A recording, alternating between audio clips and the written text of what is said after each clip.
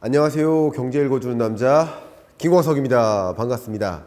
오늘은 MWC가 보여준 미래를 여러분께 제시해 드려보고자 합니다. MWC 지금 바로 오늘부터 개최가 시작됐고요.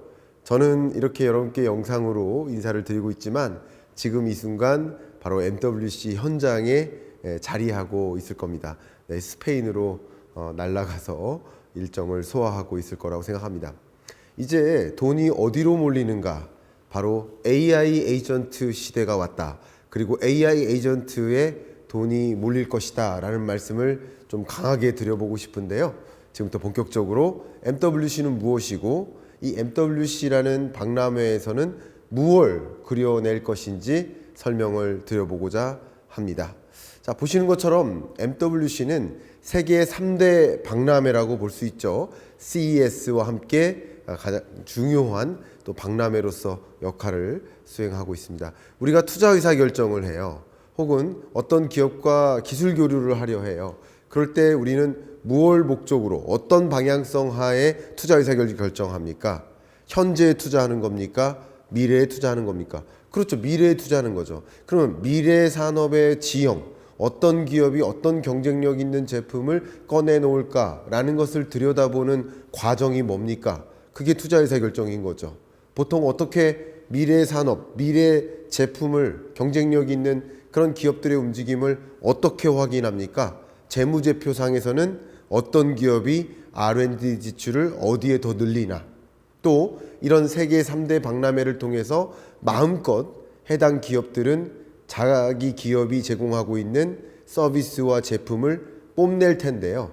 그 제품은 이미 상용화된 것이 아닌 상용화되기 전 단계의 제품들을 마음껏 뽐내는 자리입니다. 그러면 향후 기술 패러다임 변화는 어떻게 전개되고 또 새롭게 등장하는 산업 패러다임 변화, 어떤 제품, 어떤 서비스들이 등장할 것인지, 주요 기업들이 어떻게 경쟁을 격화해 나갈 것인지를 확인할 수 있는 그런 자리가 바로 이런 세계 3대 박람회가 아닌가 생각이 됩니다.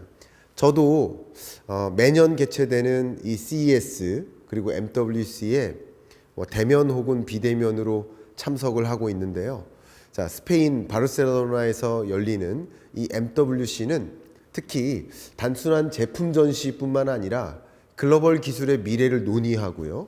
또 정말 많은 기업들과 협업의 장을 만들고 혁신의 장을 또 만들고 그런 기술 박람회다. 당연히 엔비디아나 여러분 관심 많이 갖고 계시는 마이크로소프트, 구글, 메타, 퀄컴, 아마존, 에릭슨, 노키아, 화웨이 이런 주요 기업들이 대거 참여하는 박람회라는 것을 강조하겠습니다. 이번 MWC의 이 주제는 보시는 것처럼 Converse, 그 다음 두 번째 Connect, 세 번째 Create 이렇게 세 가지인데요. 이 세 가지 관점에서 말씀드리고 특히 강조하고 있는 산업 영역이 IoT, 6G, AI 플러스 이렇게 됩니다.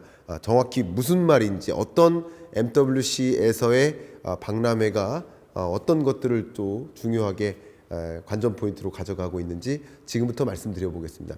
잠깐 이 CES와의 차이를 말씀드린다면 CES는 다소 가전제품 박람회다. 그러면 LG전자 같은 경우는 CES가 굉장히 중요하죠. 근데 삼성전자의 모바일 사업부 그리고 SKT, LGU 플러스 이런 KT와 같은 통신사들 모바일 폰을 만들고 모바일 폰을 사용 가능하게 하는 통신 서비스를 제공하는 이런 기업들은 당연히 MWC가 CES보다 더 중요한 의미를 갖고 있는 것이죠. 저는 이번 MWC는 SKT와 함께 참석하고 있는데 그 구체적인 사항 정리해서 제가 다시 한번 올려드리고 오늘은 MWC에서 우리는 무엇을 관전 포인트로 가져가야 될지 여기서 어떤 영역에 실제 돈이 쏠리게 될 것인지 글로벌 자금은 어떤 산업, 어떤 기술, 어떤 제품으로 쏠릴 것인지 한번 들여다보도록 하겠습니다. 먼저 MWC 하면 아까 강조했던 것처럼 세계에서 가장 인플루엔셜, 영향력이 큰 이벤트 중에 하나다라는 걸 강조합니다. 근데 보시는 것처럼 커넥티비티 인더스트리라는 표현을 썼어요. 이제 모바일 폰 산업, 뭐 스마트폰 산업, 혹은 통신 산업, 인터넷 산업이 아니라 이런 것을 통칭해서 커넥티비티, 연결을 제공해주는 산업이다. 그래서 이 연결 산업에 있어서 미래에 어떤 영향력 있는 제품이나 기술들이 등장할지 그 부분들을 우리는 들여다봐야 될 텐데 MWC를 통해서 우리는 상당 부분 확인할 수 있겠다라는 말씀을 드립니다. 그러면 MWC 2025는 어떤 미래를 보여주고 있을까?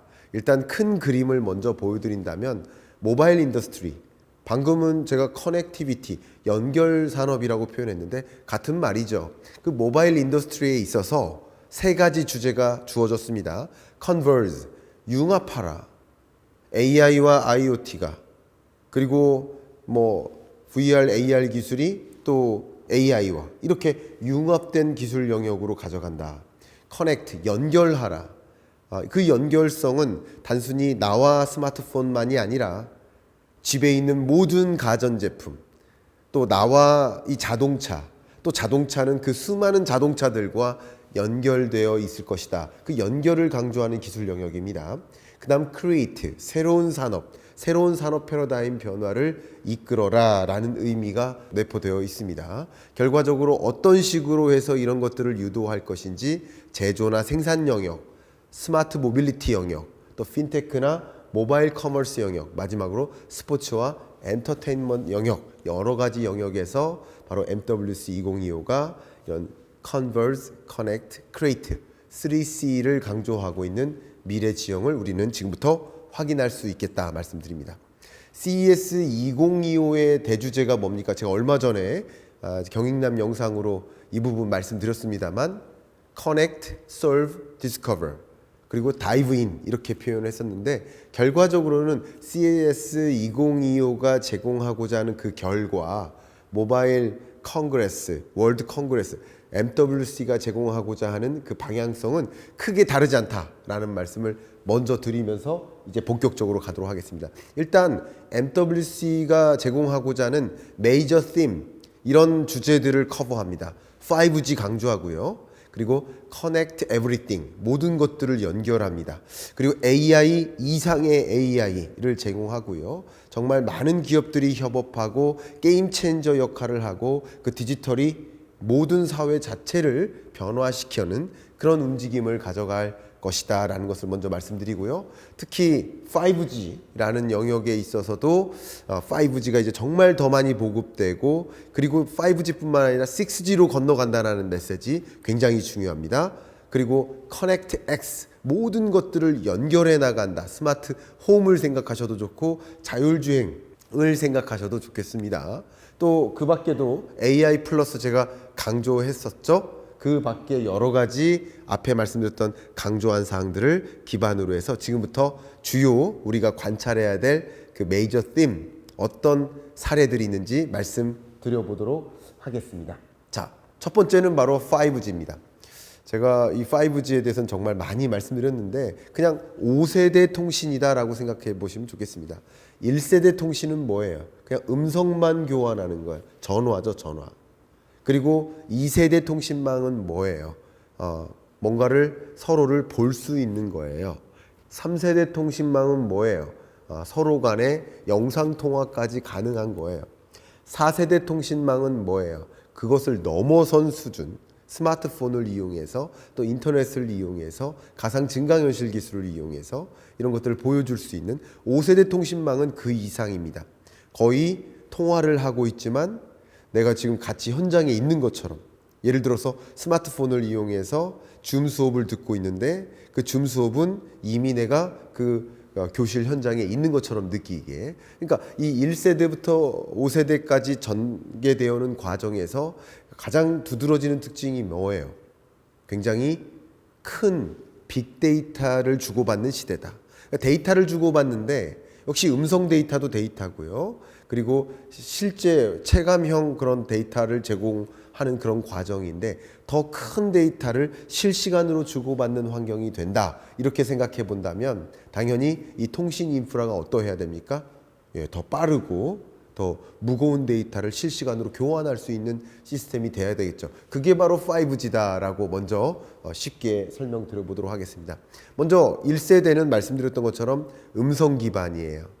그리고 2세대는 텍스트 문자도 포함이 됩니다. 3세대는 여기 영상통화나 멀티 문자도 가능해져요. 4세대는 여러 데이터라든가 실시간 영상까지 교환이 가능해집니다. 거기에 5세대는 홀로그램, IoT, 입체 영상 이런 것들도 교환이 됩니다. 결국 실시간으로 주고받는 데이터의 용량의 차이가 상당히 전개되는 것이다. 그러면 우리는 이미 5G 환경에 놓여 있는데 모바일 폰 기술만, 각종 기술만 그 자리까지 가 있지만 통신 인프라는 그만큼 안 돼요. 예를 들어서 스마트폰을 들고 특히 신흥국의 어떤 교회를 나가면 통신 인프라가 뒷받침이 안 돼서 이 해당 스마트폰을 이용해서 홀로그램, IoT, 영상통화 가능한 스마트폰이 있음에도 불구하고 통신 인프라가 그만큼 안 되니까 그것을 이용할 수 없는 환경이지 않겠습니까? 바로 그겁니다. 통신 인프라도 그만한 기반이 되어야 된다라는 것이죠. 그래서 이번에는 그 5G 인프라를 더 많이 보급하고 그리고 더 많은 산업에 걸쳐 5G가 활용될 수 있도록 많은 주체와 많은 산업, 많은 기업, 많은 어떤 주체들이 이 5G 환경에 노출될 수 있도록 하는 그런 기술적 기반에 대한 고민을 많이 담고 있습니다. 근데 5G는 결과적으로 도시 상황으로 가정한다면 스마트 도시 컨셉이에요. 스마트 빌딩, 스마트 홈, 스마트 모빌리티, 스마트 병원, 스마트 미디어, 스마트 쇼핑, 스마트 공장에 이르기까지 여러 영역에 걸쳐서 5G 인프라가 기반이 될 때 우리는 기존 쇼핑이 아니라 스마트 쇼핑을, 그죠?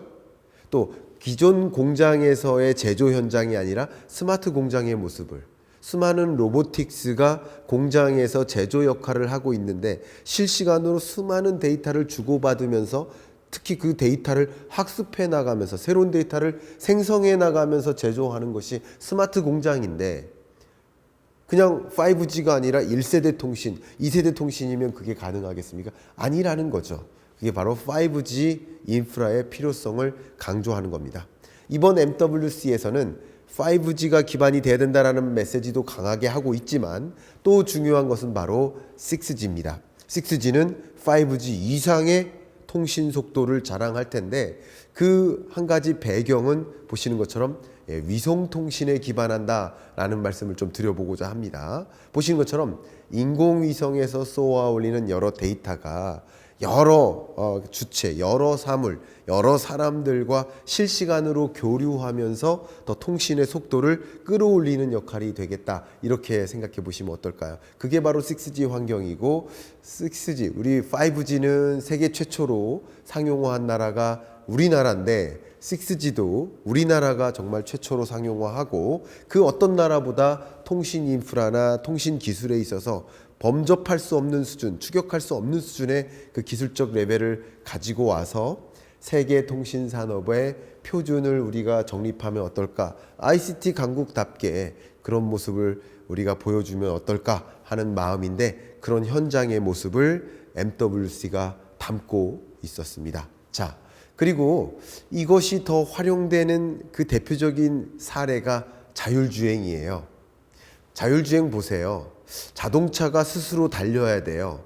그러면 실시간으로 이 자동차는 다른 자동차들과 교신해야 될 겁니다. 이 자동차들은 이렇게 보신 것처럼 보행자들과 실시간으로 교신해야 될 겁니다. 이 자동차는 보시는 것처럼 신호등과 같은 각종 사물들과 실시간으로 교신해야 될 거예요. 이렇게 자동차는 수많은 데이터를 실시간으로 주고받는 것입니다.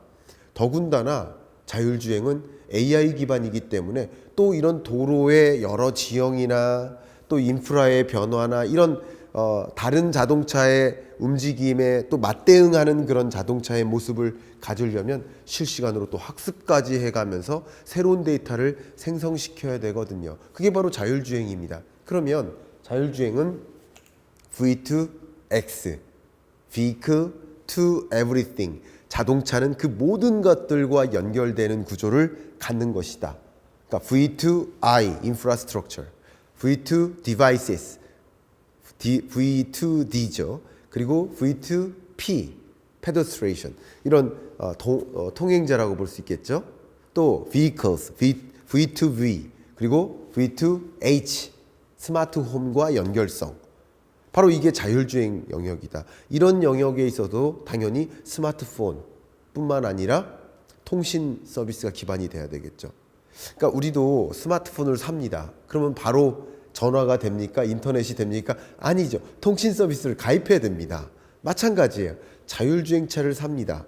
그러면 자율주행 기술이 운영이 될까요? 아니라는 거죠. 자동차도 통신 서비스에 가입되어야 되겠죠. 바로 자율주행 운영이 가능하려면 정말 말 그대로 6G 인프라가 기반이 되는 것이 훨씬 유리하겠죠. 바로 그런 것을 통해서 또 우리는 미래 산업의 지형을 제시하고 6G 인프라를 갖고 있음을 통해서 세계 많은 자율주행을 연구하는 그런 자동차 기업들이 한국에 와서 테스트베드를 실험하고 연구하고 또 산업을 융성해 나가는 그런 어떤 장으로서 유도하는 것은 어떨지 하는 생각을 저는 많이 했습니다.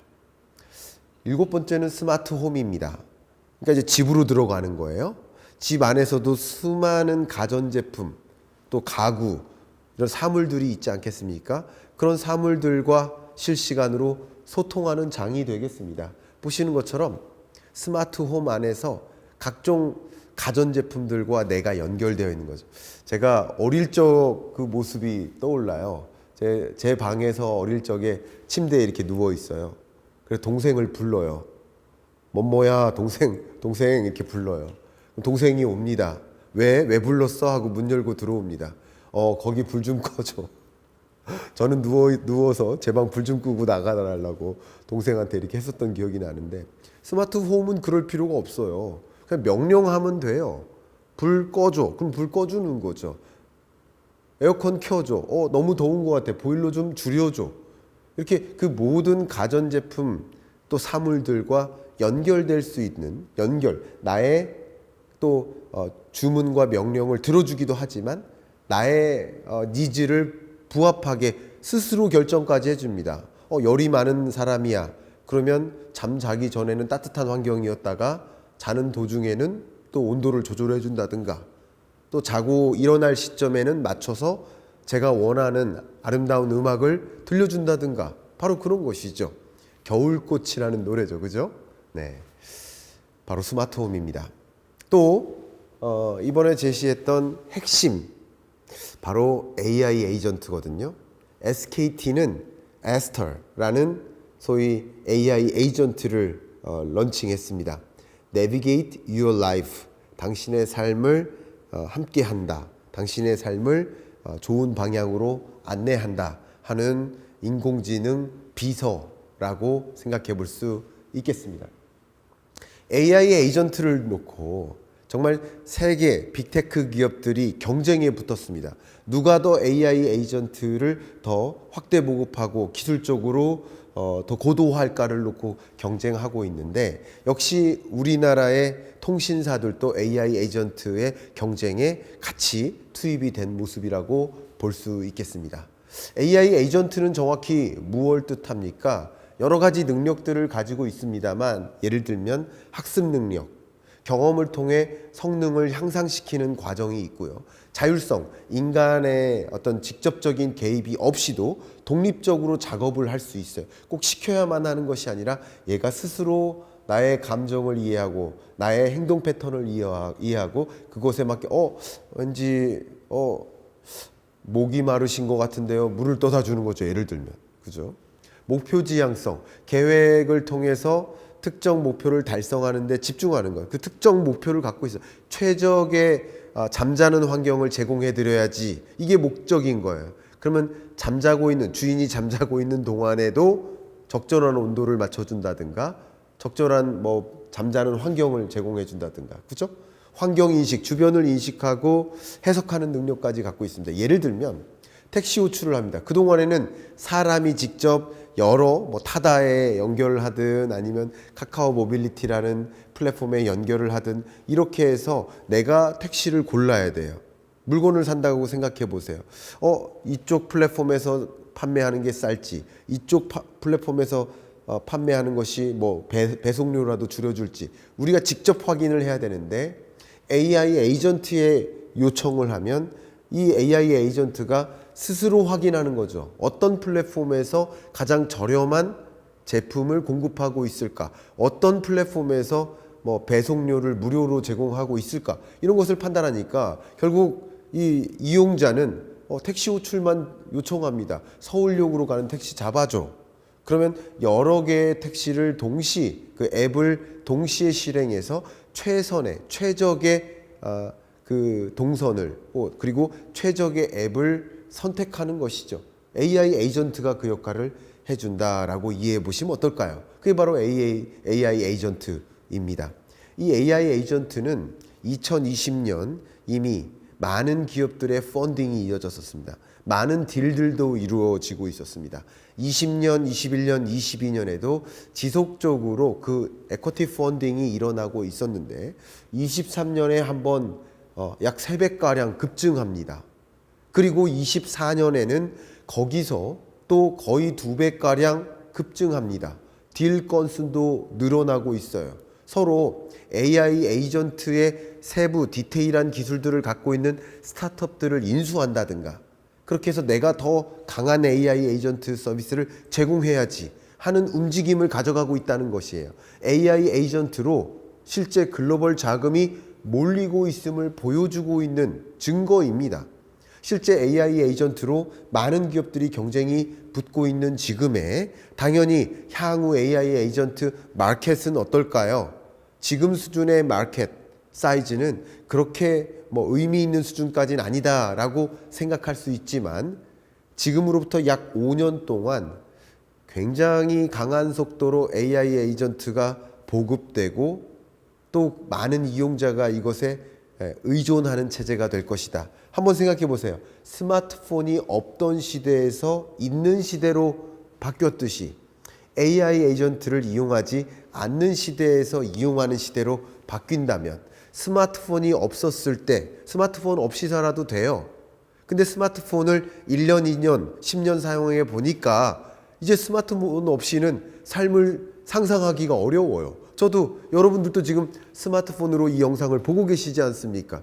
스마트폰 없이는 제가 불안한 거예요. 그러면 AI 에이전트에 의존하다 보면 이제 앞으로도 AI 에이전트 없이는 못 살게 되는 거예요. 점점 필수제화되는 거예요. 그렇게 AI 에이전트가 확대 보급되는 그런 과정을 우리는 면밀히 주시해야 됩니다. 이제 이 세상은 AI 에이전트의 시대고 AI is everywhere라는 문장을 제가 여러 차례 말씀드렸는데 그 AI is everywhere라는 그 표현을 거의 부합하게 만들어주는 그 기술 영역, 제품 영역이 AI 에이전트일 것이다. 이런 말씀까지 드립니다. 어떤 기업이 AI 에이전트 영역에서 막강한 경쟁력을 갖고 시장을 장악해 나갈 것인지 우린 지켜봐야 됩니다. 또 AI 에이전트 시장을 생각해 보면 밸류 체인이 있겠죠. AI 에이전트의 프로바이더도 있고 서비스 프로바이더도 있고 그리고 이런 서비스가 운영이 될 수 있도록 하는 클라우드를 제공하는 기업도 있어요. 이게 주된 AI 에이전트 생태계의 밸류 체인이라고 볼 수 있겠습니다. 이 중에 어떤 기업이 독점적 장악력을 해당 밸류 체인상에 가지고 있는지 이런 부분들을 들여다봄으로써 여러분이 투자를 하신다면 어떤 밸류 체인상에 어떤 기업에 내가 관심을 가져야 될지 생각해 보신다면 밸류 체인을 좀 들여다보시는 건 어떨까 이 말씀까지 꼭 드려보고 싶습니다. 마지막으로 이 AI 에이전트에서 조금 더 나아가는 것이 AI 서비스 로봇입니다. 사실 이제 AI 에이전트와 AI 서비스 로봇을 구분짓기가 어려워요. 그러니까 AI 에이전트는 스마트폰 안에 있을 수도 있지만 로봇의 형태로 구현될 수도 있고요. 이 로봇은 어쩌면 모빌리티 서비스를 제공하기도 하니까 로봇으로 봐야 될지 모빌리티라고 봐야 될지 그냥 AI 에이전트라고 봐야 될지 구분짓기가 어렵습니다. 가장 대표적인 AI 에이전트, AI 서비스 로봇을 제시해 드리겠습니다. 이 로봇은 가능성이 어떨까요? 저는 어마어마할 거라고 생각합니다. 왜요? 세계 주요국들이 고령화에 빠져 있기 때문입니다. 우리나라도 이미 고령화가 빠른 속도로 전개돼서 이미 전체 인구의 20%가 넘게 만 65세 이상 인구가 되어버렸어요. 2025년이요. 지금입니다. 초고령 사회가 됐습니다. 일본은 25%가 65세 이상 인구입니다. 고령자가 4분의 1인 거예요. 세계적으로 고령자가 많아지고 있어요. 중국도 고령화가 시작됐습니다. 이렇게 세계 인구 구조적으로 고령화가 전개될 때 안타깝지만 독거노인이 많아질 가능성이 있겠죠. 그러면 그 외로움을 달래기 위해서 또 특히 많은 이 고령자분들이 겪고 있는 안타깝지만 그 치매 그리고 그 밖에 여러 독거하게 됨에 따라 나타날 수 있는 여러 가지 문제들 그런 것들에 대응하기 위해서 예방하기 위해서 AI 서비스 로봇이 등장하고 실시간으로 그 보호자와 함께 연동되어서 이 노인들을 보살피고 대화하고 친구가 되어지는 이 서비스 로봇 이 시장은 얼마나 크게 확대될지도 우리가 관심 가져야 되지 않을까 이런 부분까지 좀 강조하도록 하겠습니다. 제가 MWC 마치고 또 돌아와서 더 구체적으로 특히 SKT는 어떤 준비를 했는지 제가 구체적으로 말씀을 좀 드려보도록 하겠고요. 여러분 저와 함께 이렇게 오피셜 클럽을 통해서도 또 매일 제가 들려드리는 뉴스 또 매주 제가 여러분과 줌 수업을 통해서 또 매월 여러분과 온오프 특강 그죠? 을 통해서 여러분이 어떤 그 시장의 지형 변화를 들여다볼 수 있는데 제가 안내자 역할을 해드리는 오피셜 클럽 관심 있으신 분은 이 고정 댓글 상단에 확인해 보시길 추천드리면서 이번 주 경제 읽어주는 남자 마무리하겠습니다. 감사합니다.